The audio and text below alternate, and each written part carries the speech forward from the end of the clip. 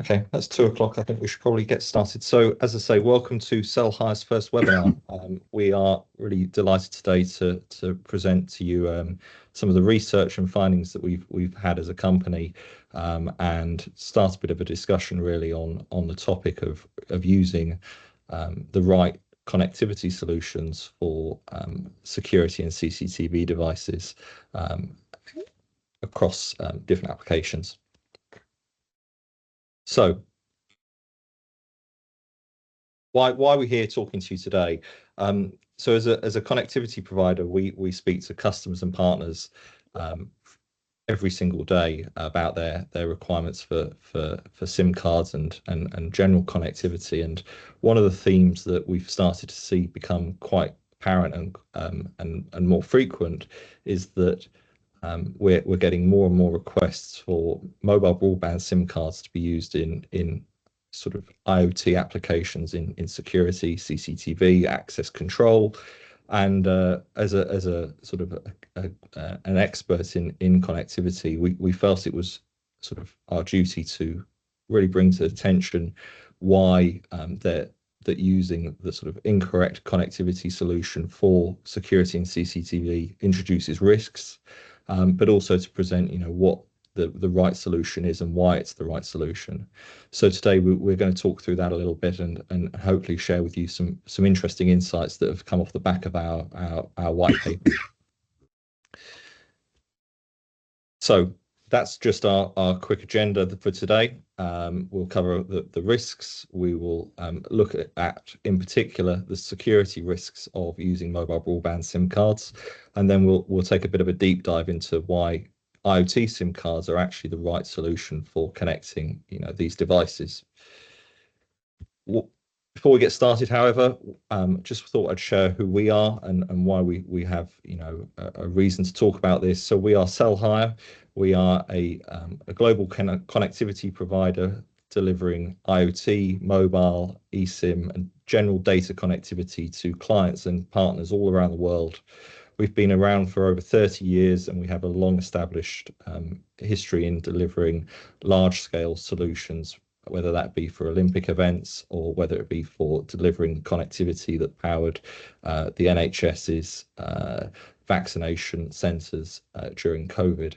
We have offices in the UK, in Europe, in America and in Asia, so we're spread well across the globe to support all of our customers and partners.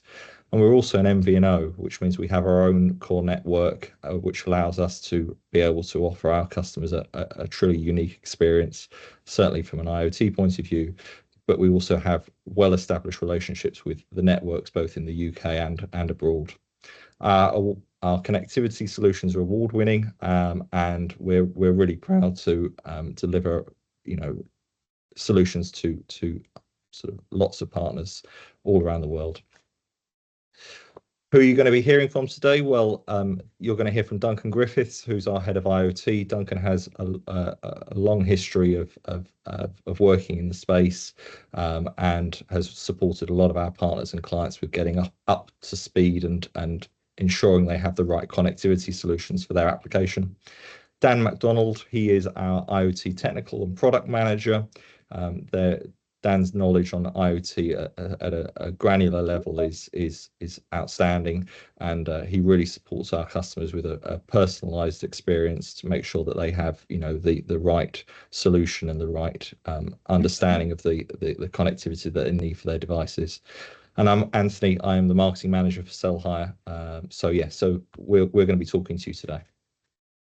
So without any further ado, why don't we get started? So first of all, Duncan, coming to you, let's talk about mobile broadband SIM cards from a physical point of view. Why are this as a solution, maybe not the right solution for security and CCTV devices? Well, firstly, mobile broadband SIMs are designed for smartphone usage and are not really fit for purpose where the sending and receiving of data can be critical. And therefore, it introduces elements of risk if used in IoT deployment. Secondly, at the very start of that connectivity journey, the SIM card becomes the enabler to the passing of data, and therefore making a simple choice around the type of SIM card is paramount. So several factors that need to be considered, and a mobile broadband SIM does not have the characteristics needed to operate in potentially harsh environments or for long-term deployments, and could bring that risk of SIM failure. Okay, brilliant. So physically they're not up to necessarily the task at hand. If we move on now just to talk about the security that these mobile broadband SIM cards come with, why are they also why do they present a risk for these devices? Well, in particular to this webinar, IoT solutions such as lone worker, CCTV, or alarm monitoring, for example, they require secure and resilient connectivity. A mobile broadband SIM sits in the public domain, and therefore, introduces risk. And we'll talk about this a little later, and Dan will touch on some of the more technical nuances of why security is really important. In addition, having visibility is key to ensure that the proactive account management of the SIM card and device is smooth and in near real time to give maximum uptime. And it's not just a bill that you get at the end of the month with a username maybe on that bill. And as I've mentioned previously, mobile broadband SIMs are designed for more smartphone usage, and further risks therefore are present where, for example, a network can see that the IMEI is not in a smartphone and they could suspend the SIM card, or where data consumption is very high at a fixed site, that could be detected as fraudulent usage and flagged as such and potentially barred as well. Therefore, that solution becomes redundant. Okay, so they're physically not necessarily up for the task. They might have some security elements to it that can introduce risk. What about from a coverage point of view? Is there a risk there as well? Coverage, network availability, and throughput are key. Now all networks claim USPs, and I've worked for a number of networks, but the networks are really designed for smartphone usage at heart, and therefore a mobile broadband SIM on a single network does not give the best option for nationwide deployments, be that the type of spectrum that a network holds, be it indoor coverage, signal strength, and of course the dreaded network failure. Therefore, the use of a single network SIM can result in the risk of not being able to send or receive critical data in a timely fashion. And having access to a multi-network solution can mitigate some of those challenges. Okay, so they're physically they don't have the right characteristics. They may not have the right security, and they might also have coverage issues that introduces risks to the deployment. So Dan, coming to you now, let's just take that a step further when we're looking at the security of mobile broadband SIMs.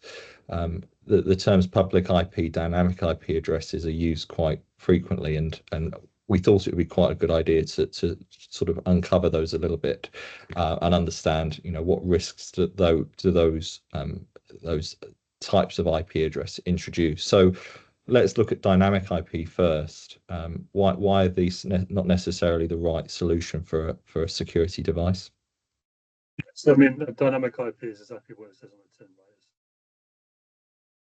Each time the device connects and creates a data session, it's going to get a different IP address, which, unless you've got some extensive way to track the IP address, it'll be very hard to manage.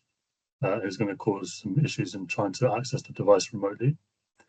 What that then does is it can lead to a downtime of you being able to monitor an asset, for example, and you've been able to provide that monitoring reassurance to your customer. So therefore, it could leave you in the dark in terms of what's going on that site or that asset. Okay. And public IP address, why are these not necessarily the right solution for surveillance devices and CCTV? Yeah, so the public IP address is what I would call a quick and easy solution, not necessarily a secure solution. So once you put a public IP address onto a device, that device is then accessible via the public internet. Now, depending on the security in place on the device, you could potentially be leaving yourself open to being hacked and then someone controlling or manipulating the data that's being sent from that device.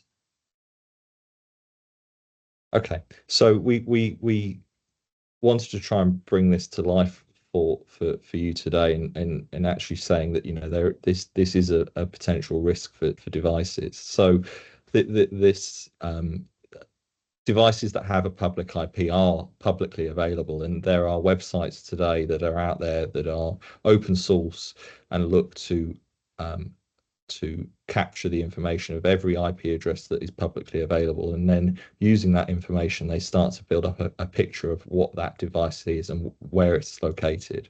So as part of our research, we came across one of these websites called Shodan.io, and just putting in camera as a search query, it brought back an alarming amount of results. Now, as a if you have an IoT deployment, it is absolutely key that, you know, your device and your application isn't visible to the public, and sites like this, because it does introduce risks that you can be vulnerable to things like hacking. So Dan, open ports, why are they not necessarily the best thing for companies, and why do they introduce vulnerabilities? Yeah, so it's always a good rule of thumb to make sure when you're deploying devices that you're locking down any ports that aren't being used. So generally when a device comes from the manufacturer or from somewhere you source that device from, they'll come with various different ports open and accessible. If you're not locking those down, then that can effectively lead to a backdoor attack, someone being able to compromise a device and get in through those open ports. Okay, so the summary really is that mobile broadband SIM cards, when used in IoT deployments such as security and CCTV, can introduce multiple risks, whether it's from a physical attribute that actually it won't be up to the task of being out and deployed for an extended period, whether it's the security that the SIM card comes with may not be the right security to keep your device secure, and also the coverage might not be up to scratch, and you could lose access to that device at a critical time, which renders it useless. So we've identified some of the risks now. Let's just talk about, you know, what is the right solution, and what would we recommend as connectivity experts if you were going to deploy a security in a CCTV device. So Duncan, going back to your first point about the physical attributes of a mobile broadband SIM, why are IoT SIM cards potentially a better solution? Well, as I mentioned earlier, the SIM card is the enabler for your IoT device. And IoT devices have unique needs from other smart devices, such as phones and tablets. For example, they need to maintain a secure connection at nearly all time, you know, survive in potentially harsher conditions, and you know, meet the specific needs of your IoT solutions. Therefore, IoT SIM cards are designed to be used for long-term and heavy usage in harsh environments. And we tend to class them as industrial, and that brings key characteristics that include, you know, longer read, write, and power cycles capability, you know, higher grade silicon, tougher plastic, and anti-corrosive properties that support those extreme conditions such as high and low temperatures, vibration, or maybe even humidity. And significantly also, they come in a single form factor as opposed to your typical pop-out SIM, which again can reduce the risk of the contact points becoming detached and failing. You know, and all of those points help minimize the risk of failure or the costs and disruption of having to replace that SIM card. So they're physically more up to the task of being used in those IoT deployments. Dan, you've given us a good overview so far of some of the security features that mobile broadband SIM cards don't have. What does IoT SIM cards have that, you know, makes them stand out from the rest? So with IoT SIMs, there's different layers of security that you can implement, whether that be remote access to the device by using like a private static IP address, accompanied with a private APN. Whether that be, you know, end-to-end security to ensure that traffic gets sent from the device to a customer's network securely and not through the public internet.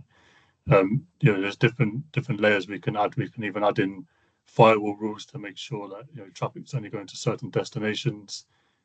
So yeah, working with us and with us understanding your solutions and requirements can mean that we can build a solution to that spec. Thanks, Dan. And Duncan, finally, when we're looking at the IoT SIM cards, what features do they have when looking at the coverage and the reliability of the network compared to mobile broadband? Well, for me, coverage and network availability is key. Quite often people won't understand or know where their devices are going to be deployed. So the aim of an IoT device is to monitor, gather data, present data for analysis, and help make informed decisions. And sometimes they're also used in failover solutions. A mobile broadband SIM with access to a single network, can provide challenges in all of those scenarios. IoT SIM cards are multi-network. This ensures that the solution's got access to all networks, which when working with the device can provide choice and reliability in all locations, as well as being accessible should a network outage occur. Furthermore, having a multi-network SIM card that is unsteered provides you and your device with the best network for you. We also protect that further at Sell Hire by having agreements that permit permanent roaming, further preventing the risk from network switch off. Permanent roaming is a challenge, and we're seeing that accelerate on a regular basis with the loss of networks, which again can bring an element of risk.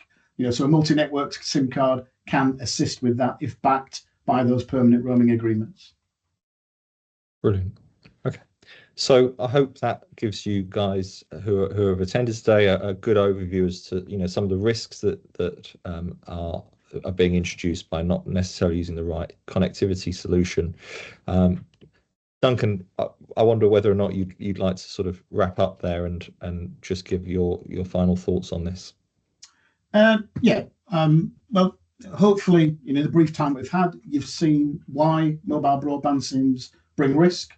With those risks manifest themselves in different ways, and we shouldn't forget that. And these include, a risk to revenue, risk to your reputation, or risk to the end user, which is significant. And given the critical nature of the data, it's important to minimise those risks where you can. We support this through our IoT connectivity portfolio, helping reduce the risk of device failure, and that includes, as we've talked about, industrial SIM card, choice of networking technologies, and as Dan's talked about, security as a service. In addition, we bring that together through our SIM management portal that delivers near real-time data, which also enhances further security features, including locking the IMEI to a SIM to prevent unauthorized removal and use of the SIM, the ability to black and white listing of traffic, and data caps and alerts. So a number of factors that further enhance that security of the device and the SIM card. So overall, Anthony, I would say that an IoT SIM versus a mobile broadband SIM removes risk, protects customers, protects the solution, and ultimately protects the end user that the actual solution is providing a service to. Thanks, Duncan. That's a really, really good summary. So as a thank you for joining us today, we're really delighted to be able to offer everybody here an opportunity to try our IoT connectivity. You can scan the QR code, or you can just visit our website to fill in your details to order your free trial. This comes with a couple of SIM cards, each loaded with a gig of data to use across Europe. And it will have access to our own SIM management portal where you can see the SIM card and the usage. This webinar, came about as a result of some research that we conducted that took a real deep dive into some of the risks of mobile broadband and exploring further the right solutions to take. So we will be sharing a copy of the white paper with you, and that will be sent to you either today or tomorrow with a link to the recording of this webinar if you'd like to share it with any colleagues. But yes, if you have any questions at all, we'd invite you to send us an email. Our email address is there, or you can reach out to Duncan, Dan, or myself. We're on LinkedIn, and we'd be happy to take your questions. So I'd like to thank you for joining us today for our first webinar. I hope you found it interesting, and yeah, I hope that you can join us again for our next one in the near future. Thank you very much.